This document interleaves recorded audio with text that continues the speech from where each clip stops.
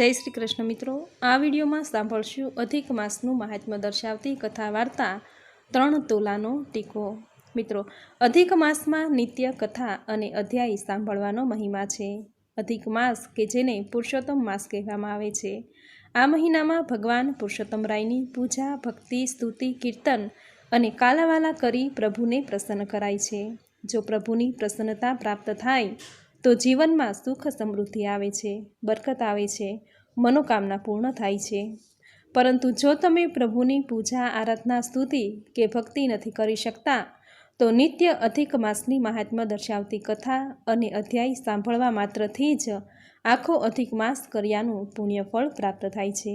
આથી જો કંઈ ન થઈ શકે તો નિત્ય કથા જરૂર સાંભળવી, જે સાંભળવા માત્રથી જ પ્રભુ પ્રસન્ન થશે, જીવનમાં સુખ સમૃદ્ધિ આવશે, મનોકામના પૂર્ણ થશે। આવો મહિમા છે અધિક માસની મહાત્મ્ય કથા સાંભળવાનો। તો મિત્રો, આ વિડીયોમાં આપણે સાંભળશું અધિક માસનું મહાત્મ્ય દર્શાવતી કથા વાર્તા 3 તોલાનો ટીકો। જો આપને આ કથા પસંદ આવે તો લાઇક, શેર, કોમેન્ટ કરી, ચેનલ પર નવા છો તો ચેનલ સબસ્ક્રાઈબ કરી બાજુમાં બેલ આઇકન પ્રેસ કરી દેજો। ધન્યવાદ। હજારો વર્ષ પહેલાં નૈમિષારણ્યમાં 88,000 ઋષિમુનિઓ ભેગા થયા અને પુરાણોના જાણકાર એવા સૂતજીને પ્રણામ કરી કહેવા લાગ્યા, હે મહાજ્ઞાની, આપે અનેક પુરાણ કથાઓ અમને સંભળાવી છે, પરંતુ પ્રભુ ચરિત કથાઓ અને મહાત્મ્ય સાંભળતા તૃપ્તિ થતી નથી। કંઈક હજુ વધારે હરિસ્મરણ કરીએ, હરિગીત ગાઈએ, પ્રભુ ચરિત્ર કથાનું પાન કરીએ તેવી અનુભૂતિ થયા કરે છે। તો આપ કૃપા કરો, એવું કોઈ વ્રત નિયમ છે કે જે આવનારા કળયુગમાં અલ્પ સમય અને સરળતાથી વ્રત નિયમ કરે તો પણ મનના મનોરથ પરિપૂર્ણ થાય, સંતાન સુખ મળે, આધિ વ્યાધિ અને ઉપાધિનો ક્ષય થાય। કળયુગમાં ટૂંકું આયુષ્ય જીવનારા જીવો જન્મશે અને જો એટલા ટૂંકા સમયમાં તેને રોગ અને શોક ઘેરી લેશે તો તે પ્રભુ ધ્યાન ધરી શકશે નહીં। આમ ઋષિમુનિઓના લોક કલ્યાણ અર્થે પૂછાયેલા પ્રશ્નથી મહાજ્ઞાની સૂતજી કહેવા લાગ્યા, હે મુનિશ્રેષ્ઠો, સાંભળો। એક સમયે હું ગંગા કિનારે કાંઠે ફરતો ગયો। ત્યાં રાજા પરીક્ષિતની શંકાનું સમાધાન કરતા સુખદેવજી બેઠા છે, બીજા પણ ઋષિમુનિઓ સાંભળી રહ્યા છે। ત્યારે શૌનક ઋષિનો પ્રશ્ન સાંભળી સુખદેવજીએ જે કહ્યું તે હું તમને સંભળાવું। ભગવાન નારાયણને નારદ મુનિએ પૂછ્યું, પ્રભુ, મૃત્યુલોકના પરિભ્રમણમાં મેં જોયું તો મનુષ્યો અત્યંત દુઃખ પામી રહ્યા છે, તેમના દુઃખ દારિદ્ર્યનો ક્ષય થાય તેવું કોઈ વ્રત હોય તો મને સંભળાવો। આમ ભગવાન નારાયણે પાવન પુરુષોત્તમ માસની કથા સંભળાવી છે, મહિમા કહ્યો છે અને તે મેં આપને એ કથા સંભળાવી છે। પછી વ્રતનો પ્રભાવ અને ફળનો મહિમા કહેતા એક કથા સંભળાવી છે કે રામપુર નામે એક ગામમાં નામદેવ નામનો એક બ્રાહ્મણ રહેતો હતો। પત્નીનું નામ લક્ષ્મી હતું। બ્રાહ્મણ ખૂબ નિર્ધન હતો, પરંતુ તેના ઘરમાં તેની સ્ત્રી પતિવ્રતા, ધર્મપરાયણ અને પ્રભુ ભક્તિમાં રાચનારી, ભાવિક, ભાવનાશીલ સ્ત્રી હતી। સ્ત્રીને મન સંતાન એ સર્વશ્રેષ્ઠ સુખ હોય છે। લક્ષ્મીને સંતાન સુખ પ્રાપ્ત થયું ન હતું, તેથી તે અને નામદેવ ઉદાસ રહેતા। તેવામાં તેમને ત્યાં એક સંત પધાર્યા અને એમના મુખે ભગવાન પુરુષોત્તમ માસના વ્રતની કથા સાંભળી। ભગવાનની કૃપાથી આ વ્રત કરનારના સર્વે મનોરથ સિદ્ધ થાય છે એવું સાંભળી લક્ષ્મીએ અધિક માસ નહાવાનો મનથી સંકલ્પ કર્યો। પાવન પુરુષોત્તમ માસ આવતા જ પ્રથમ દિવસથી જ લક્ષ્મી નદી સ્નાન કરવા લાગી। સ્નાન, ધ્યાન, સેવા, પૂજા કરી, કથા વાર્તા સાંભળી આખોય માસ ભગવાન પુરુષોત્તમ રાય ઉપર શ્રદ્ધા અને વિશ્વાસ રાખી ઉપવાસ કર્યા। અધિક માસ પૂરો થયે શક્તિ પ્રમાણે ઉજવણું કર્યું અને એથી તેને ત્યાં સમય જતાં દેવરૂપ કન્યાનો જન્મ થયો અને લક્ષ્મીની ઈચ્છા પુરુષોત્તમ ભગવાને પૂરી કરી। કન્યા 1 માસની થઈ અને લક્ષ્મીએ બીજા દિવસે જોયું તો દીકરીના કપાળમાં ઝગમગ ચાંદલો ઝગમગે છે। લક્ષ્મીએ બરાબર ધારીને જોયું તો ચાંદલો સાવ સોનાનો લાગ્યો।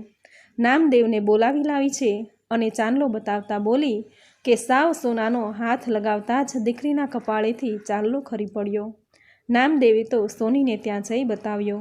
સોનાનો છે જાણતા જ તેની કિંમત કરાવી ઘેરે આવ્યો। નામદેવ અને લક્ષ્મીને વ્રતના ફળના પ્રભાવે દીકરીના કપાળેથી રોજ 3 વાલનો ટીકો મળવા લાગ્યો। ધીરે ધીરે નામદેવ સમૃદ્ધ થવા લાગ્યા, પરંતુ ધનિક બનતા તો નામદેવનું અભિમાન વધતું ગયું। લક્ષ્મી સમજાવે છે, પણ કોઈ પરિણામ આવતું નથી. વર્ષો જતાં દીકરી ઉંમરલાયક થઈ છે. લક્ષ્મી નામદેવને કહે છે કે દીકરી મોટી થઈ છે, પરણવા લાયક થઈ છે, તેથી તેને કોઈ સારું ઘર અને વરની શોધ કરી પરણાવી જોઈએ. પરંતુ નામદેવને એવી કોઈ ચિંતા નથી, કેમ કે દીકરીને પરણાવી દે તો રોજ 3 તોલા સોનું મળતું બંધ થઈ જાય અને પત્નીનું કહેવું એક કાનથી બીજા કાને કરે છે. પરંતુ લક્ષ્મીને દીકરીની ચિંતા છે, તેથી વારે ઘડીએ નામદેવને આગ્રહ કરે છે. આખરે નામદેવે મનમાં વિચાર્યું કે એવો કોઈ વર શોધી કાઢું કે જે એકલો હોય અને ઘર જમાઈ થઈને પોતાને ઘેરે જ રહે, જેથી કરીને 3 તોલા સોનું પોતાને મળતું રહે. આમ વિચારી પોતાના સેવકને બધી વાત સમજાવી. મૂર્તિયાને શોધમાં મોકલ્યો. લક્ષ્મીને આનંદ થયો છે, પરંતુ ભોળી સ્ત્રીને નામદેવની મુરાદની ખબર નથી. એને તો થયું કે હવે દીકરીના લગ્ન થશે અને કન્યાદાન જેવા મહાપુણ્યની પોતે અધિકારી થશે. પેલો સેવક ફરતો ફરતો શ્યામપુર નામના ગામમાં આવ્યો. ત્યાં પૂછપરછ કરતા નામદેવે કહ્યું એ પ્રમાણે એક બ્રાહ્મણ યુવક જોયો, જેનું નામ જયદત્ત હતું. સેવકે પેલા બ્રાહ્મણ યુવાનને બધી વાત કરી અને પોતાની સાથે લઈને નામદેવ પાસે આવ્યો. નામદેવની ખુશીનો પાર નથી. જોઈ તો વર મળી ગયો, પછી તો દીકરીના લગ્ન કર્યા છે. આમ દીકરી જમાઈ નામદેવ અને લક્ષ્મીના ઘરે જ રહેવા લાગ્યા. પરંતુ જયદત્તને આ યોગ્ય લાગતું નથી. એકવાર દીકરી હેમવતીએ પોતાના પતિને સર્વ વાતે જાણ કરી છે અને કહ્યું કે આથી જ મારા પિતા તમને ઘર જમાઈ તરીકે રાખે છે, કેમ કે જો હું તમારી સાથે શ્યામપુર આવું તો એમને રોજ 3 તોલા સોનું મળે છે, તે મળતું બંધ થઈ જાય. દીકરી અને જમાઈએ નામદેવ પાસે પોતે શ્યામપુર પોતાને ગામ જવા ઈચ્છે છે અને ત્યાં રહેશે, માટે રજા આપો એવી રજા માંગી છે. નામદેવને લૂંટાઈ જતો હોય તેવી લાગણી થઈ. એ તો સોનાનો લોભ, અને માણસને જ્યારે લોભ લાગે ત્યારે તેના મનમાં કપટ જાગે છે. કહે છે ને કે લોભે લક્ષણ જાય ને ના કરવાના કામ થાય. આમ નામદેવના મનમાં કપટ જાગ્યું. થોડા સમય પછી વિદાય આપીશું એવું કહી નામદેવ વિચારે છે કે હવે શું કરવું. પરંતુ જ્યાં કપટ જાગ્યું ત્યાં વિવેક ગયો જ સમજો. નામદેવે જયદત્તને ઝેર આપી મારી નાખવાનો વિચાર કર્યો, જેથી દીકરી પોતાને ઘેર જ રહે. આમ વિચારી કોઈ પ્રસંગ હતો. ઘરમાં સરસ મજાની રસોઈ લક્ષ્મીએ બનાવી. જમવાનો સમય થતાં નામદેવ પેલું ઝેર લઈ આવી. જયદત્તની થાળીમાં પીરસેલા ભોજન ઉપર નાખ્યું. બધા જમવા બેઠા એટલે લક્ષ્મી બધાઈને ભોજનની થાળી આપી ગઈ. પરંતુ પ્રભુ પ્રેરણાથી ઝેરવાળી થાળી નામદેવ પાસે ગઈ. બધાય જમી રહ્યા અને નામદેવને ઝેર ચડવા લાગ્યું. મોઢામાંથી ફીણ નીકળવા લાગ્યા. શરીર લીલું કાચ જેવું થઈ ગયું. નામદેવ તરફડવા લાગ્યો. ત્યાં તો આકાશવાણી થઈ કે હે નામદેવ, સોનાના લોભમાં તું દીકરીને વિધવા બનાવવાનું પાપ આચરવા બેઠો હતો. તું એ પણ લોભમાં ભૂલી ગયો કે તે કન્યાનું દાન કર્યું છે. તારો અધિકાર તે બીજાને સોંપ્યો છે. તેમ છતાં તે આ કાળું કામ કરવાનો મનસૂબો કર્યો અને જેનું ફળ તે ભોગવ્યું છે. જેવી જેની કરણી તેવા તેના ફળ. જેવું કરો તેવું ભરો એ ભાવના ભૂલશો નહીં. નામદેવે પોતાના પાપે મૃત્યુ પામ્યો છે. દીકરીનું સૌભાગ્ય ભગવાન પુરુષોત્તમ રાયના પ્રતાપે અખંડ રહ્યું છે. પછી તો લક્ષ્મીએ દીકરી અને જમાઈને અશ્રુભીની આંખે વિદાય આપી છે. ખૂબ કર્યાવર આપી દીકરીને આશીર્વાદ આપ્યા છે. આમ હે શૌનક ઋષિ, ભગવાન પુરુષોત્તમ રાયનું વ્રત કરવાથી લક્ષ્મીની મનોકામના પૂર્ણ થઈ છે. સુખદેવજીના મુખેથી ભગવાન પુરુષોત્તમ રાયના વ્રતનો મહિમા સાંભળી શૌનક ઋષિને હર્ષ થયો છે. જય જય પુરુષોત્તમ રાય. દીકરી જમાઈને અને લક્ષ્મીને ફળ્યા તેવા સૌને ફળજો. વ્રત કરનારને, વ્રતની કથા વાંચનારને, સાંભળનારને, કહેનારને સૌને ફળજો. સૌની મનોકામના પૂર્ણ કરજો. જય પુરુષોત્તમ રાય. તો મિત્રો, આપણે સાંભળી અધિક માસનું મહાત્મ્ય દર્શાવતી કથા વાર્તા 3 તોલાનો ટીકો. ખૂબ જ સુંદર વાર્તા તમે પૂરી શ્રદ્ધાથી સાંભળી, જે સાંભળવી તમને જરૂર ગમી હશે. તો વિડીયોને લાઇક કરી કોમેન્ટમાં જય પુરુષોત્તમ રાય જરૂર લખજો.